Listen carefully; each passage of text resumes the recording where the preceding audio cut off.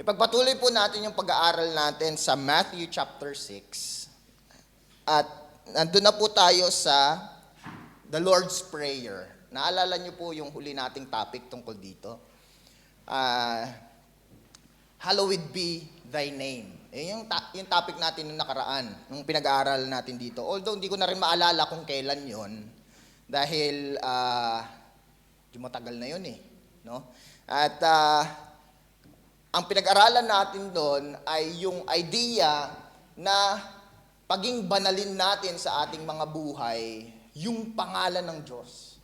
No? Yung pangalan ng Diyos ay paging banalin natin sa ating buhay. Hindi naman natin sinasabi na yung pangalan ng Diyos ay nawawala yung kanyang kabanalan dahil ang pangalan ng Diyos ay ito ay banal, no? At ito ay nagpapatuloy sa pagiging banal, no? Pero yung pagiging banal nito sa ating buhay ay kailangan ipinananalangin din naman natin bilang mga mananampalataya. At ngayong araw na ito ay ang pag-aaralan natin ay yung Matthew chapter 6 verse 10, no? Matthew chapter 6 verse 10. At sabi doon, your kingdom come, your will be done on earth as it is in heaven, no? Your kingdom come, your will be done on earth as it is in heaven, no? Pag pinag-usapan po natin yung kingdom, no? Yung kingdom, pag nasabi yung salitang kingdom, ano agad yung naiisip natin? Kaharian, tinagalog nyo. Kaharian, no? May hari, no? Ayan, may hari. At meron tayong kagad mga bansa na maiisip, no? United Kingdom, di ba? United Kingdom, no? Yung United Kingdom hanggang ngayon ay meron silang hari, no? May yung mga bansa sa Middle East, no? Saudi, may hari pa rin sa Saudi, no? Sa Southeast Asia, meron ding mga hari diyan, yung King of Brunei, no? Ito mga kingdom ito, no? At kapag sinabi nating kingdom ay or monarchy ay yung hari ang siyang nagpapatupad, no? ng mga bagay-bagay dun sa kaharian na 'yon, no? Kung ano at meron siyang territory, sa loob ng territory na 'yon, yung hari ang siyang absolute power doon sa kaharian na 'yon. Kung ano yung sasabihin niya, ayun yung mangyayari. Kung ano yung batas na gusto niyang magkaroon na batas doon sa bansa na 'yon, ay ayun yung mangyayari. Hindi po ba? So kapag narinig natin yung kingdom, no? Ayun agad yung naiisip natin. Kaharian, kapangyarihan, kayamanan, no? Nitong mga hari na ito. Pero titingnan natin, nung sinabi ni Jesus Christ na ganito kayo dapat manalangin, sabi doon, Our Father in heaven, hallowed be your name. Your kingdom come. No? Your kingdom come. Pumarito nawa ang iyong kaharian. No? Pumarito nawa ang iyong kaharian. Na yung kingdom na sinasabi ni Jesus Christ dito ay yung Messianic kingdom.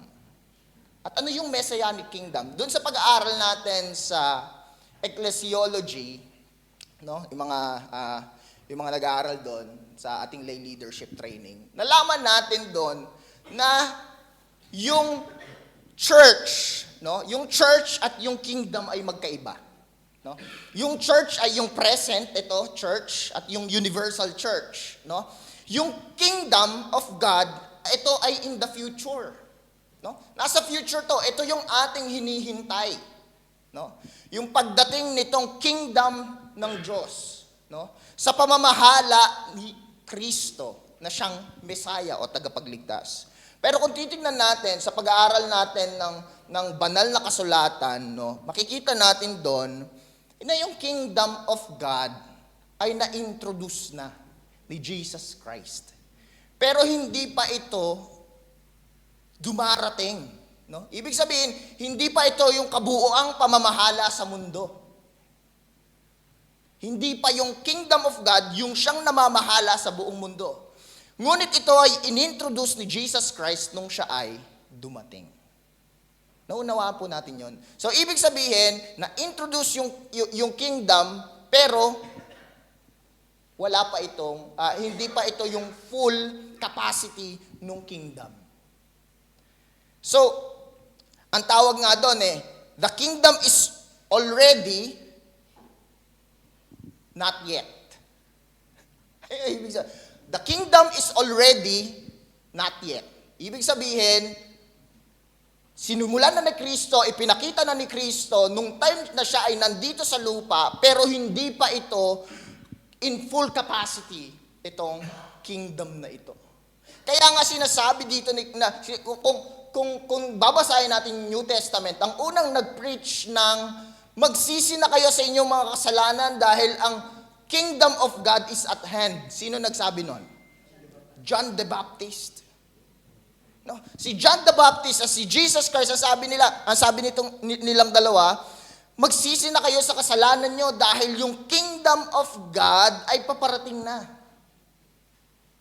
Yung kingdom of God ay paparating na. No? Para maunawaan natin yung ibig sabihin nito, naaalala nyo yung story ni King David? Si King David, hinirang siyang hari. Inanoint siya ni Samuel, pero meron pa ring hari nung time na yon sa bayan ng Israel, tama? Si King Saul. No? Kasi si King Saul siya yung unang hari na pinilit ng Israel na magkaroon sila ng hari, at ang naging hari nung time na yon ay si King Saul. No? Pero nawala sa kanya yung anointing, no? Nawala kay King Saul. Kaya ang nangyari ay humirang ang Diyos ng panibagong hari, no? At hinanap ito ni Samuel nung time na yon doon sa household ni Jesse, at yung kanilang pinakapatpating anak ang naging hari, no? At inanoint si David bilang hari nung time na yon. So effective immediately, no? Effective immediately, ang sabi doon, immediately executory, no? Alam niyo na yan. Alam niyo yung definition nun hindi yun forthwith. Immediately executory na si David ang hari nung time na yon. Pero ang problema, dahil si Saul pa yung hari at hindi niya nire-recognize yung de facto na pagiging hari ni David, nagkaroon sila ngayon ng alitan. No? Nagka-problema sila at gustong patayin nitong si Saul, si David. No? Gustong patayin ito ni Saul, si David. At ganun din natin makikita yung kaharian ni Jesus Christ. Yung kingdom, yung messianic kingdom. Inintroduce yung messianic kingdom nung dumating si Kristo dito sa lupa, pero hindi pa ito yung in full capacity. So naunawaan natin yung pagkaparehas nitong dalawang story na to.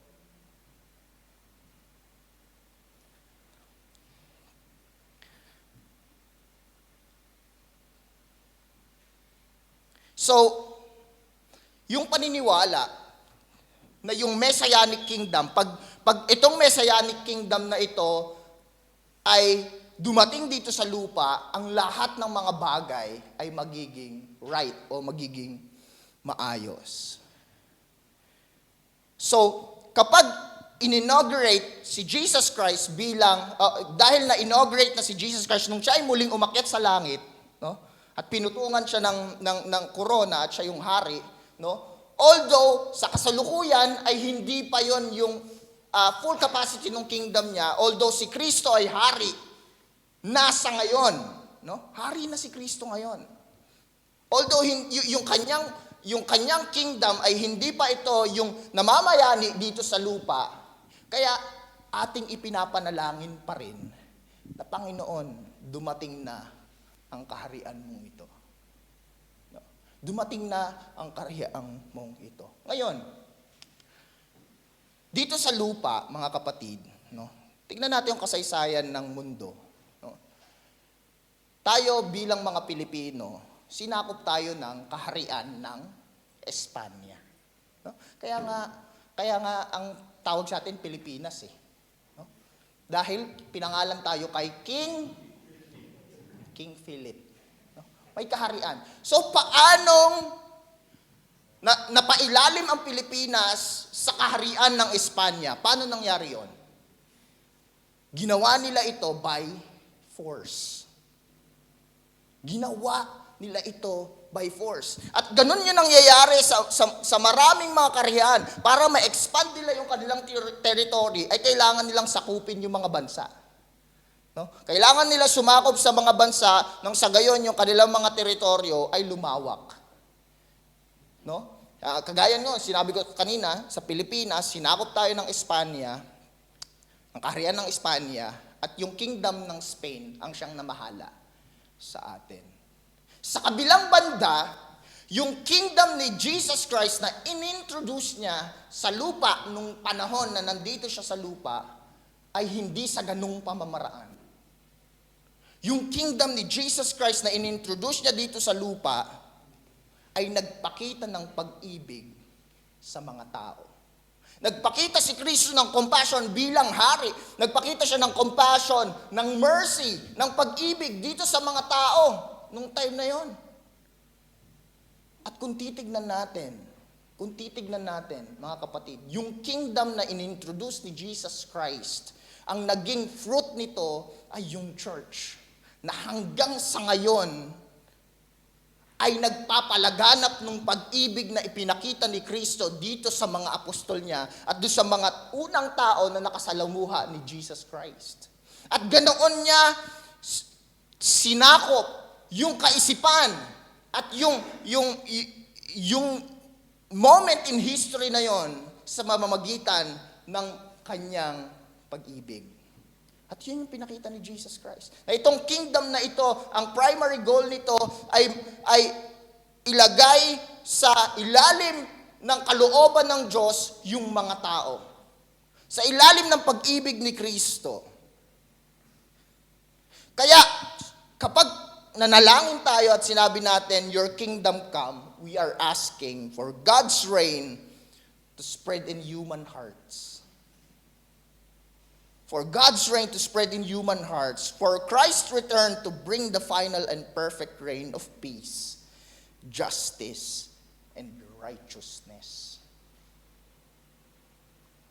So, ibig sabihin mga kapatid, yung hinihintay nating kingdom na darating, tayo bilang mga mananampalataya, yung hinihintay natin, at sabi doon, yung buong creation ay groaning sa paghihintay doon sa darating na panahon na itong kingdom na ito ang siyang mamamahala sa buong mundo.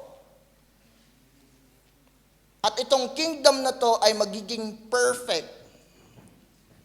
Perfect. Sa kapayapaan, sa hustisya, at sa katuwiran. So, sa ating pananalangin, mga kapatid, no? Sa ating pananalangin, ipinapanalangin ba natin yon? Na Panginoon, dumating nawa. Dumating nawa yung iyong kaharian. Dumating na nawa yung iyong kaharian. O pinapanalangin natin, Lord, wag muna. Bata pa ako.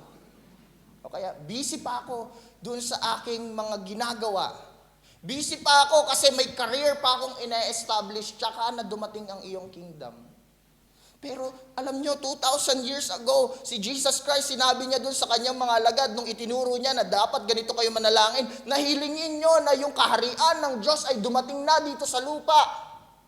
Pero tayo bilang mga mananampalataya, ipinapanalangin ba natin yon?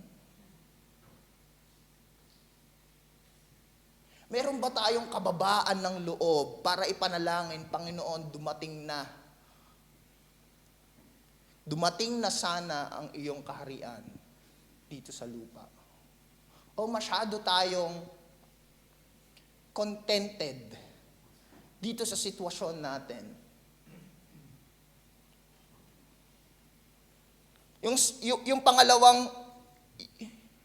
Yung pangalawang kahilingan dito sa verse 10, ang sabi doon, your will be done on earth as it is in heaven.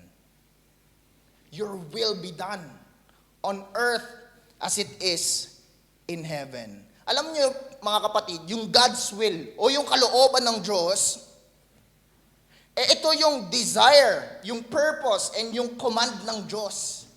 At itong mga bagay na ito, yung will ng Diyos, perfect ito sa langit. No? Ibig sabihin, yung will ng Diyos ay nangyayari sa langit. No? Sa langit. Nangyayari yan. Ito yung will ng Diyos, ito yung mangyayari sa langit. Dito sa lupa, yung mga tao, anong ginagawa natin? Di ba lagi tayo nagre-resist dun sa will ng Diyos? Although, ultimately, kung pag-aaralan natin yung will ng Diyos, ang will ng Diyos ang patuloy na mangyayari kahit ano pang resistance natin bilang mga tao. Dahil ang Diyos ay sovereign. Tama ba? Yung sovereignty ng Diyos ay yung kanyang will ang mapangyayari sa lupa. Kahit anong mangyari, yung kanyang kalooban ang siyang mangyayari dito sa lupa. Ang problema, tayo bilang tao ay nagre-resist tayo dun sa will na yon ng Diyos. Kaya nga tayo nagkakasala eh. Di ba? Ang will ng Diyos ay mamuhay tayo ng matuwid. Ang will ng Diyos ay sumunod tayo sa kanyang mga commands. Pero anong ginagawa natin? Dahil sa ating nature bilang tao na tayo'y makasalanan, nire-resist natin yung will na yon ng Diyos. Dahil yun yung nature natin bilang tao na tayo ay makasalanan. Kaya kapag idinadalangin natin sa Diyos na your will be done on earth as it is in heaven, ang sinasabi natin dito, Panginoon, yung will mo na perfect dyan sa langit, na napangyayari siya, Panginoon, dito sa lupa, naway mangyayari din ito na hindi namin i-resist yung will mo para sa aming mga buhay. Napanalangin na ba natin yon? Halimbawa ganito, Panginoon,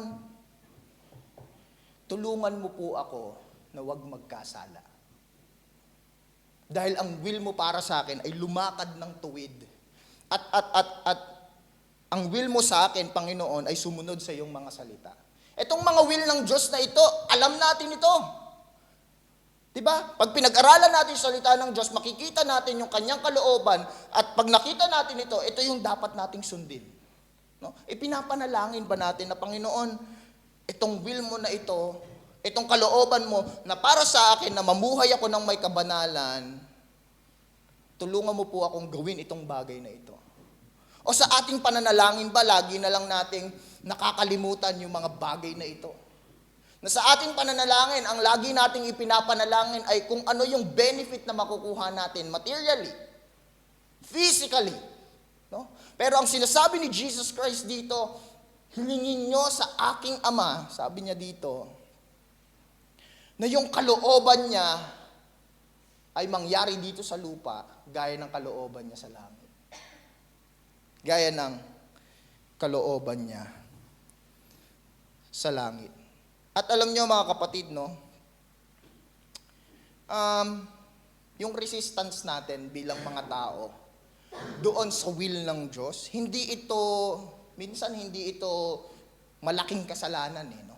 Hindi ito yung malalaking kasalanan. Okay lang yan, hindi naman ako pumatay ng tao. No? Hindi naman malaki yung kasalanan ko.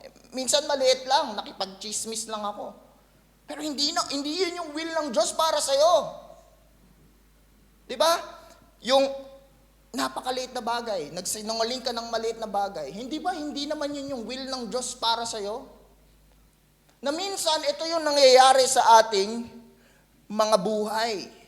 Nagre-resist tayo doon sa will ng Diyos. Kaya sa ating mga panalangin, sinasabi ni Jesus Christ na kapag kayo'y mananalangin, hilingin nyo na dumating na yung kaharian ng Diyos dito sa lupa.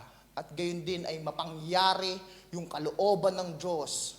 Mapangyari yung kalooban ng Diyos. Gaya ng sa langit dito sa lupa. Gaya ng sa langit dito sa lupa. At alam nyo mga kapatid, itong mga panalangin na ito, nagre-require ito ng humility. Pagiging mababa. No? Kapag sinabi kasi natin, your will be done, Lord, ibig sabihin, gini-give up natin yung ating will. Gini-give up natin na ako meron akong gustong mangyari pero Panginoon, kagaya ni Jesus Christ, hindi ba? Siya yung ultimate example nito nung time sa Garden of Gethsemane. Ang sabi niya, Panginoon, kung maaari lamang, nalagpasan ako nitong cup na ito, no, ng iyong puot, pero hindi ang aking kalooban, kundi ang kalooban mo ang siyang masunod. Hindi ang, nasa ating mga pananalangin, mga kapatid, hindi ba dapat sa ating pananalangin, ang ating sinasabi ay ganito, Panginoon, ito yung mga panalangin ko sa iyo. Pero yung kalooban mong masunod sa aking buhay, tulungan mo po ako, Panginoon, na magkaroon ng bagong puso at sumunod sa kalooban mo. Ito dapat yung ating mga panalangin bilang mga mananampalataya. Kaya nga ang panalangin natin ay i-bend ng Diyos yung ating will. Hindi i-bend ng Diyos yung will niya para mangyari yung gusto natin. Yung will ng Diyos ang siyang masunod sa ating mga buhay. At kung titignan natin mga kapatid, the kingdom of God is God's reign begun in Christ. Nagsimula ito nung siya'y dumating at mafufulfill ito sa kanyang muling pagbabalik. Kaya yun yung ating ipinapanalangin. At yung will ng Diyos and His good purpose ay mangyari dito sa lupa gaya ng sa langit. Sa bawat panahon na tayo lumalapit sa Diyos, ang ating attitude dapat ay kababaan ng loob sa ating pananalangin. Yung kalooban ng Diyos ang masunod sa ating buhay. Yung kalooban ng Diyos ang siyang mangyari sa ating buhay. Alam niyo mga kapatid, no? Itong mga pangyayari sa paligid natin, itong mga nakaraan. Hindi ba natin sumasagi ba sa isip natin na sabihin na, Panginoon, dumating ka na.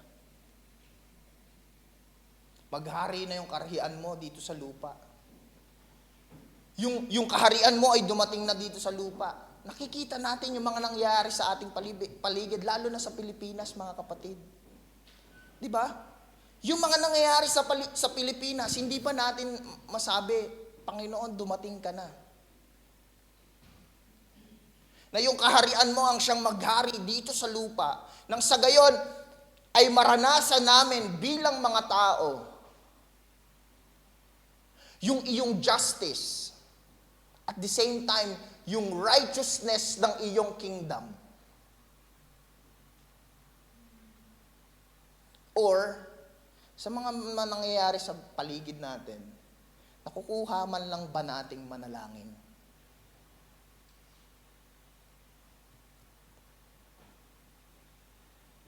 O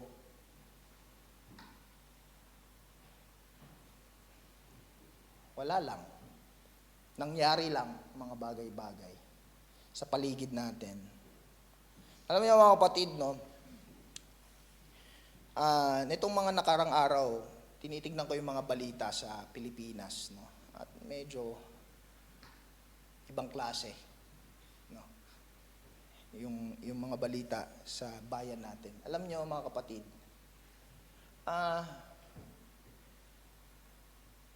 bata ako, nangarap akong maging guro, maging teacher. At mag-aral ng kasaysayan. Two parts, no? Ba't ko pinursue yung history? May two parts. Una, primary, yung church naming sinasamahan dati, no? Yung church kung saan kami nagsisimba. Gusto ko mag-contribute doon sa area na yon ng kasaysayan. Dun sa church, na yun yung maging primary ministry ko, na mag-ingat ng archives or magsulat ng kasaysayan. Pangalawa, pag-ibig sa bayan. Pag-ibig sa bayan. na magkaroon magkaroon ako ng purpose doon sa bayan. Sa pamagitan ng pagtuturo ng kasaysayan dito sa mga estudyante na ito, o maituro kung ano yung nangyari dun sa nakaraan, nang sa gayon hindi na natin ulitin ito sa kinabukasan. No? Kaya yun yung aking track na gustong lakaran. Pero yung will ng Diyos pa rin yung nangyari sa aking buhay, kaya ako nakatayo dito sa inyong harapan. No? So, pag-ibig sa bayan. Itong mga nakaraang araw, alam niyo na naiisip ko, ano kayang sasabihin ni Jose Rizal? Ano kayang sasabihin ni Andres Bonifacio? Ano kayang sasabihin nung mga ni Lapu-Lapu? Yung mga bayani na nagbuwis ng buhay, na nakikita nila, kung makikita nila yung sitwasyon ng Pilipinas ngayon, ano kaya? Ano kaya yung sasabihin nila sa atin?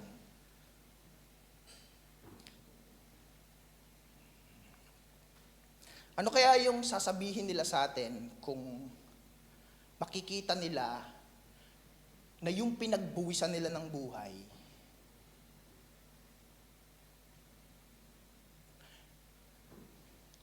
yung mga Pilipino na pinagbuwisan nila ng buhay para maging malaya ay yung mismong mga Pilipino na siyang gumagawa ng hindi maganda sa kapwa nila Pilipino. Ano kaya ang mararamdaman nila? Iniisip ko ito ng mga nakaraan. At isang bagay lang, no, mga kapatid. Bakit ko nasabi yun? Ba't ko nasabi yung bagay na yun? Isang bagay. Nung si Pangulong Duterte ay napunta sa Hague, alam niyo yung mga Pilipino ang ginawa nila? Sa bawat bansa, may mga prayer rally. Naglunsad ng mga prayer rally yung mga Pilipino kasi oppose sila dun sa ginawa kay Presidente Duterte. Wala namang problema dun. Nasa sa kanila naman yun. Pero itong mga nakaraan, ibang klase eh. Pero wala akong nakikita dun sa mga bayan-bayan na gawa ng prayer rally para kay Duterte na magkaroon ng prayer rally para sa Pilipinas.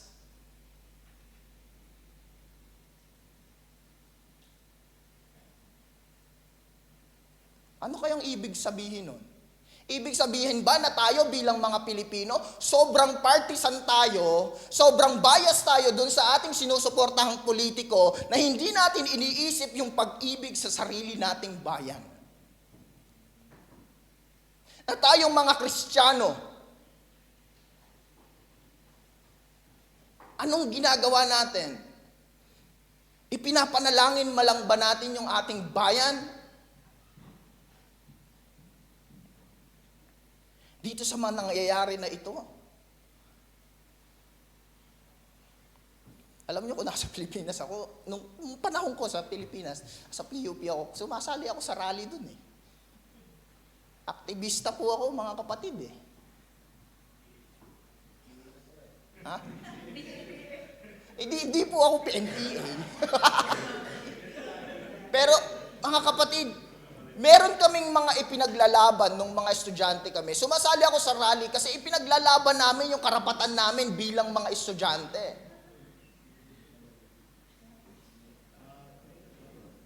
Hindi ako nakikisali na kapag yung pinaglalaban nila ay yung mga ibang mga bagay na. No? Pero may mga bagay, no? Kasi sa pag-aaral natin ng kasaysayan, makikita natin kung ano yung isinakripisyo ng mga nauna sa atin, na itong mga sakripisyo na ito ay hindi mawalan ng kabuluhan.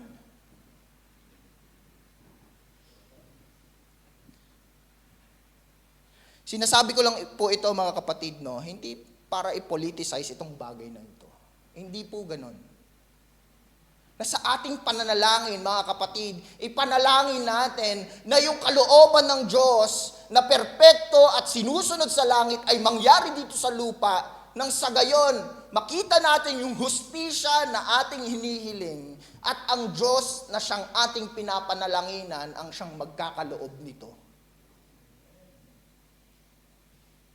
Na siyang magbibigay ng hustisya na ating hinihiling.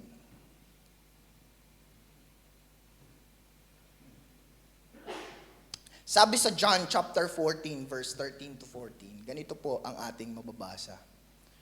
Whatever you ask in my name, this I will do, that the Father may be glorified in the Son. If you ask me anything in my name, I will do it.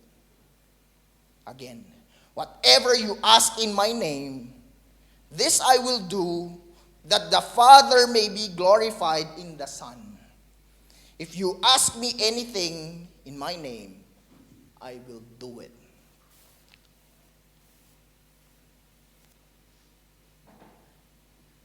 Anong ibig sabihin nito, mga kapatid? Na sa ating pananalangin, tinitignan natin kung ano yung makakapagbigay ng kadakilaan sa pangalan ng Diyos. At ito yung ating ipapanalangin. At kapag ito yung ating ipinalangin, ito ay ibibigay ng Diyos. Dahil ito yung magbibigay ng glory sa kanyang pangalan.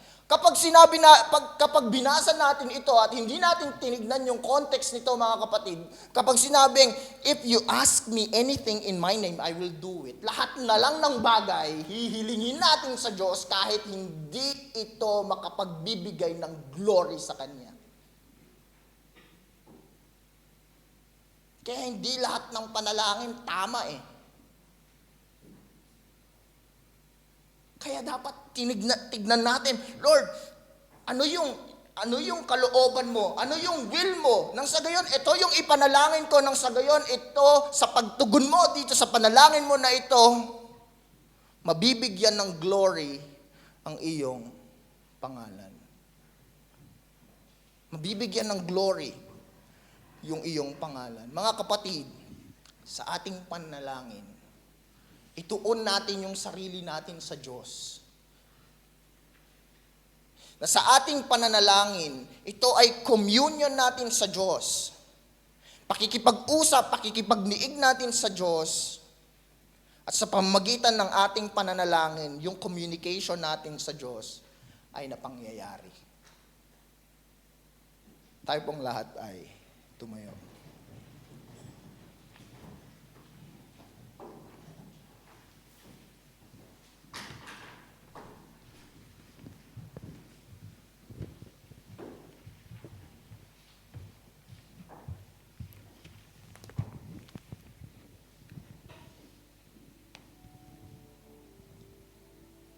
Sinabi ni Kristo, ganito kayo manalangin.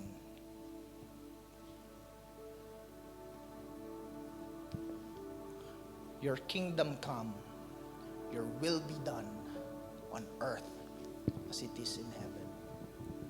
Your will be done on earth as it is in heaven. Your kingdom come. Holy is your name. Mga kapatid, sa ating pananalangin,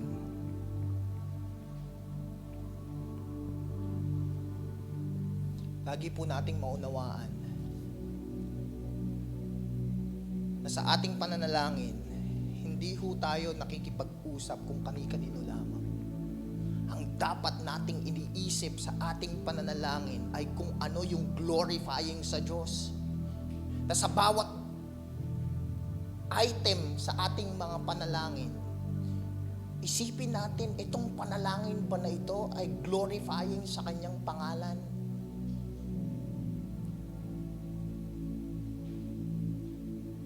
Ito ang lagi nating tatandaan, mga kapatid. Ito ang lagi nating tatandaan. Tayo po'y manalangin. Panginoon, maraming salamat po sa iyong salita na siyang nahayag sa aming kalagitnaan. Panginoon, dumating nawa na ang iyong kaharian at ang iyong kalooban ay mapangyari gaya ng sa langit dito sa lupa. At At Panginoon, turuan mo at tulungan mo po kami ipanalangin ang mga bagay na ito. At magkaroon kami ng humility sa aming paglapit sa iyo. Na ang kalooban mo ang siyang masunod, hindi ang aming mga kalooban. Panginoon, tulungan mo po kami bilang mga mananampalataya na lumakad, Panginoon, sa mundong ito na taglay, Panginoon, ang mga prinsipyo na iyong iniaral sa amin. At mamuhay kami ng naaayon sa iyong kalooban dahil ito ay glorifying sa iyong pangalan. Maraming salamat po, Panginoon. Ito po ang aming panalangin sa pangalan ni Jesus.